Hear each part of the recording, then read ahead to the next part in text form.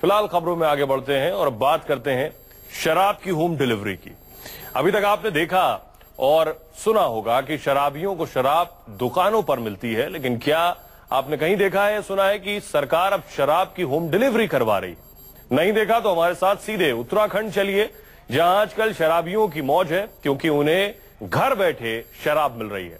गाड़ियों से नशे की खेप पहुंचाई जा रही है।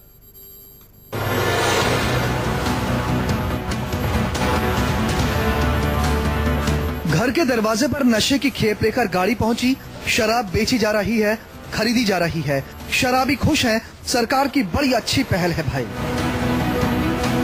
देश के हर राज्य में शराबियों को दारू खरीदने के लिए ठेके तक जाना होता है। कुछ दिनों पहले तक देवभूमि उत्तराखंड में भी ऐसा ही था। शराब खरीदने के लिए दुकान तक जाना होता था, लेकिन जब से त्रिवेंद्र रावत की सरकार आई है, तब से उत्तराखंड बदल रहा है। किसी और मामले में बदलाव भले ना आया हो, लेकिन शराबियों की चकल्लस जरूरी हो गई, क्योंकि यहाँ अब शराब की होम डिलीवरी हो रही है। प्रदेश में पेट्रोल और पानी न मिले, लेकिन दारू मदिरा जरूर मिलती है, वो भी घर की चौखट पर। इस तस्वीर को देखिए, लिखा है सरकारी देसी शराब की दुकान और यहाँ लिखा है अंग्रेजी शराब की दुकान। दरअसल ये शराब की चलती फिरती दुकान है। हुक्मरानों को फोन किया जाता है,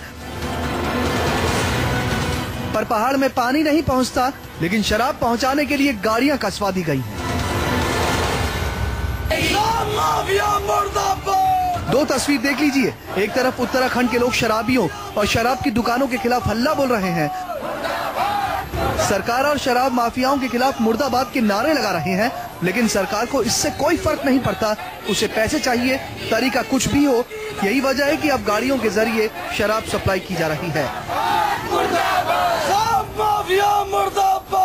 दरअसल उत्तराखंड में पिछले दिनों से शराब के खिलाफ आंदोलन चल रहा है। कई जिलों में शराब की 100 से ज्यादा दुकानें बंद हो चुकी हैं, लिहाजा सरकार को हर महीने लाखों का नुकसान हो रहा है। पैसे कमाने के लिए त्रिवेंद्र रावत सरकार ने नया तरीका खोज निकाला है। गाड़ियों में शराब की दुकानें खुलवाई गयी। ये गाड़ियां रुद्रप्रयाग, हल्द्वानी, उत्तरकाशी, चंपावत और खटीमा जैसे दूरदराज के इलाकों में शराब पहुंचा रही है। राज्य में गाड़ियां घूम घूम कर शराब बेच रही हैं, लेकिन आबकारी मंत्री के पास बड़ा ही अजीब बहाना है। कहते हैं विरोध के चलते कई दुकानों को जगह नहीं मिली है, लिहाजा गाड़ियों से शराब बेचना मजबूरी है। दुकानें हैं जिन दुकानों पर हमें जो सूचनाएं प्राप्त हुई हैं कि उन क्षेत्रों में तस्करी हो सकती है यदि वहां दुकान नहीं खुलेगी, ऐसे क्षेत्रों पर अस्थायी रूप से जब तक दुकान नहीं मिल जाती है तात्कालिक व्यवस्था की गई और ये व्यवस्था शुरू से राज्य के अंदर होती रही है। जिन जगहों पर विवाद होता है और तस्करी की संभावना होती है वहां पर वाहन के माध्यम से अस्थायी रूप से व्यवस्था की जाती है और ज्यों ही हमें दुकान प्राप्त होगी वो व्यवस्था समाप्त हो जाएगी। त्रिवेंद्र सरकार ने अजीबोगरीब फैसला लिया है, लिहाजा विपक्ष सरकार पर ताबड़तोड़ हमले कर रही है। मंत्री जी इन्होंने कहा हरदा टैक्स और अब 200 रुपए से ज्यादा पर बोतल वसूला जा रहा है अवैध तरीके से। वो क्या नरेश भाई, अमित भाई टैक्स है, क्या टैक्स है, ये कुछ बता नहीं।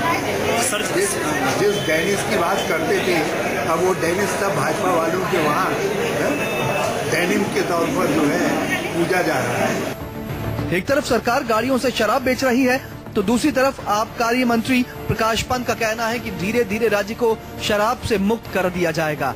सवाल ये है कि क्या इसी तरीके से शराब मुक्त होगा उत्तराखंड? सवाल का जवाब उत्तराखंड के साथ साथ पूरा देश कर रहा है। अधीर यादव, न्यूज़ 24, देहरादून। वक्त है ब्रेक का, कहीं मत जाइएगा, लौट रहे हैं कुछ और बड़ी खबरों के साथ।